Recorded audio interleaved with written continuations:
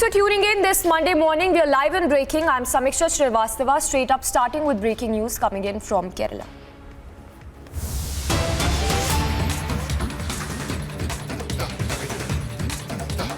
News coming in of the raids that were conducted by the Kerala police at several shops and establishments with links to the PFI in Kannur on Sunday. So that's the news break coming in this hour of the raids that were conducted by the Kerala police at several shops and establishments linked to the PFI, and the visuals on your screens as well. The first visuals coming in right now of the raids that were conducted by the PFI on shops and establishments that are linked to the Popular Front of India. We are told that electronic devices including laptops, CPUs and mobile phones and records of financial transactions were taken by the police for further checks. So the seizure there by the Kerala police. We'll go across to Ashwin as well, but the visuals on your screens of the raids that were conducted by the Kerala police. We have a multi-state reporters also joining us. Aneri, Ashwin as well as Varshini joining us live, and Prajwal as well from Bengaluru on the mega crackdown on the PFI that continues. If I can first go across to Ashwin. Ashwin, if you could give us more details on the raids that were conducted by the Kerala police in Kannur. The raids that was conducted in Kannur district, where we saw a large number of violent incidents during the strike that was called in.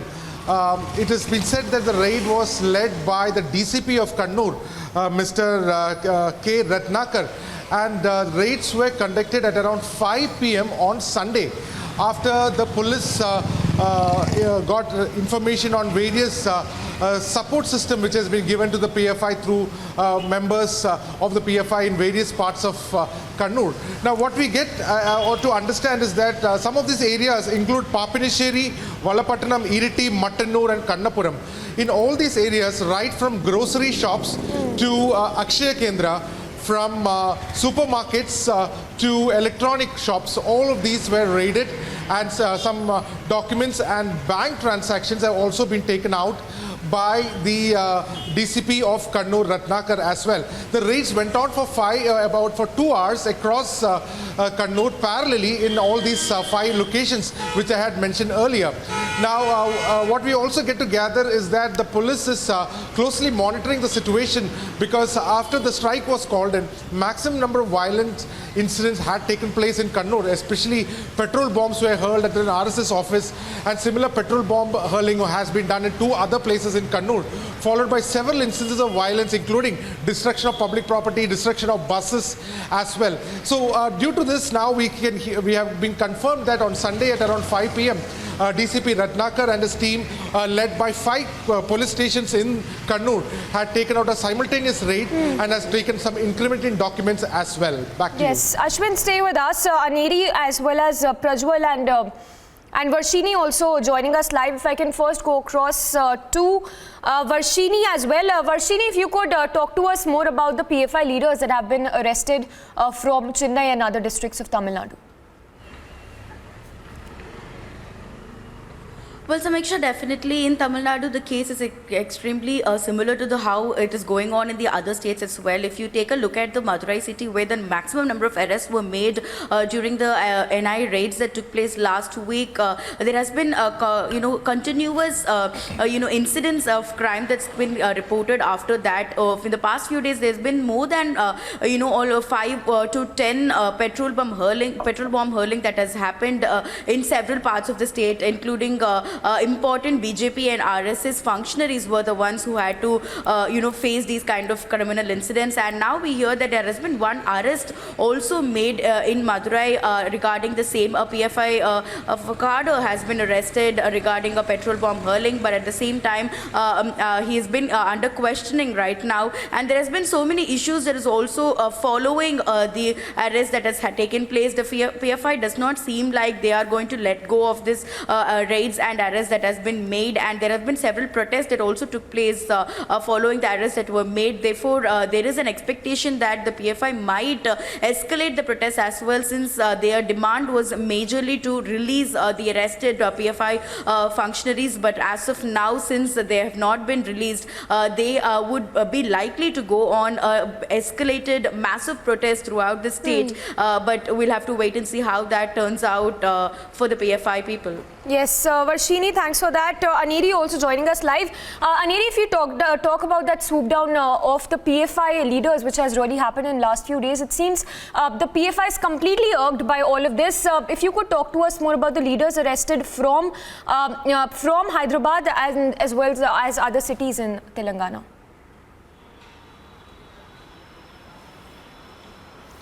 Well, Samiksha, we have been seeing how there was a massive crackdown by the NIA a few days back in connection with the PFI case, where the Nizamabad police had arrested few PFI activists who were running a karate training center in Nizamabad. But then later the case was handed over to NIA, and recently we had seen that there were massive raids on the 18th of September, where we had seen that raids were conducted near about 20 to 25 locations, and during which on the next day we had seen that 4 people were arrested into that matter, and later they were sent to judicial remand. But in the recent raids which happened across the country in connection with the PFI case, that time also we had seen there were near about 5 people who were arrested from Andhra Pradesh, and also one person from Telangana was also arrested when there were these massive raids which were taking place in various parts of the country. And not to forget, this operation was named as Operation Octopus, which is one of the mega crackdown over the PFI, where we had seen that after these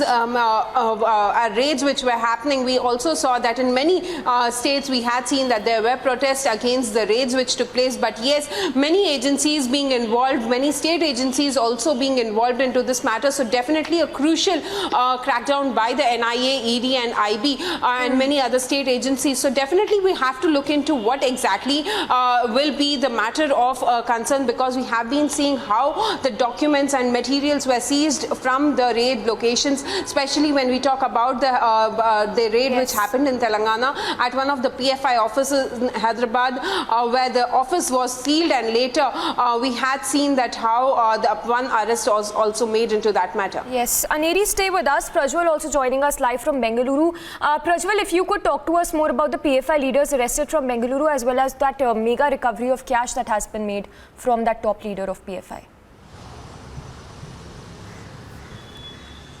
Yes, Abdul Wahid and Mohammad Shakif, some of the prime accused who were arrested by the NIA from Bengaluru. All the 7 PFI leaders who were arrested by NIA were present in Bengaluru when the NIA went on to raid them as early in the morning between 3:30 to 4, and they were picked off from their houses, and the offices, some incriminating evidence as well as documents and electronic gadgets has been seized from the offices on Fraser Town, Tannery Road and Pulkeshi Nagar, and it is now being learnt that all this digital evidence has been handed over to the cyber sleuths to go on and find out as to what was the nature of content which was present inside it. And apart from that, when it comes to Bengaluru, 34 lakh rupees in cash has been seized, and it is now being learnt that all of this particular cash was being mobilized to create enmity between 2 communities and also radicalize youngsters in Bengaluru as well as coastal Karnataka, because mainly on the PFI's radar it was Bengaluru and coastal Karnataka where they were looking to expand and firmly set up their base, and it is being understood that they also wanted to carry out acts of terror and anti-national activities, during which time the Karnataka cops have gone on to detain 15 people, out of which one of them is still under judicial custody and 14 of them have been taken into police remand. And in this particular investigation, all of them have named Muhammad Ashraf as the kingpin, who had been picked up by the Bengaluru cops in Delhi, and he was brought to Bengaluru, but the police will shortly from now be producing him before the court and seeking his custody, and more information will be revealed after he's taken into custody and grilled by the Bengaluru cops. Samiksha. Yes, Prajwal, thank you for that. So Aneri, Prajwal as well as Varshini joining us live and getting us all those updates we are tracking by the minute. Remember, all of this crackdown and the mega seizures that are happening are part of Operation Octopus that happened, and which in fact took months and months to make that really happen. The crackdown which has happened across 20 states in the country. We'll go across to Ashwin as well to get us more details, but closely tracking all the updates coming in. If I can bring Ashwin again on the big crackdown that we are tracking. Ashwin, talk to us more about the raids being conducted by the Kerala police in Kannur, because this of course raises a lot of question given the fact that why were these raids why did they not happen prior to the mega crackdown which happened, given the fact that there were several such incidents which have happened in Kerala that point to the fact that the PFI was involved in anti-India activities. Well, Samisha, all we are getting input from the police is that, from the sources, is that the raid has happened after the outbreak of the violent incident that took place after the hartal that they called in. So remember, the Kerala High Court had come out very hard against the hartal itself and has filed a suo motu case. So it becomes imperative for the state law Ashwin, hold your thoughts for a moment. I'm sorry I'm interrupting you. We have N. Haridasan, BJP leader from Kannur district of Kerala. Sir, thank you for speaking to Republic. If I can get your quick reaction to the raids that were conducted by the Kerala police in Kannur to crack down on the PFI. All right, we'll try and connect with Harisadan again, but Ashwin, they're getting us all those details of those raids. Ashwin, if you could continue and get us more details on the crackdown on the PFI in Kannur. Well, you know, what is very shocking, I must point it out, because one of the raids was conducted at an Akshaya Kendra. Now, Akshaya Kendra is a service which gets the complete background details of any government services that is provided. Suppose somebody wants to get some registration done of their property, to land taxes being paid, to get the birth certificate, to death certificate, to marriage certificate, everything happens through the digital portal, and that has been aided by this government-run Akshaya Kendra. Now, what is shocking, in fact, is that even an Akshaya Kendra was raided, which essentially means that probably the police is looking out whether there has been any kind of a data leak also that has been done, and that is also being otherwise Akshaya Kendra, which is raid inside an Akshaya Kendra is little problematic and shocking as well. Now the raid was conducted and led by none other than the Kannur DCP Ratnakar, and 5 police stations were simultaneously involved, which essentially means over 100 policemen were directly involved in the raid, which has happened in 5 different places, which includes Mattanur and some other places in Kannur as well.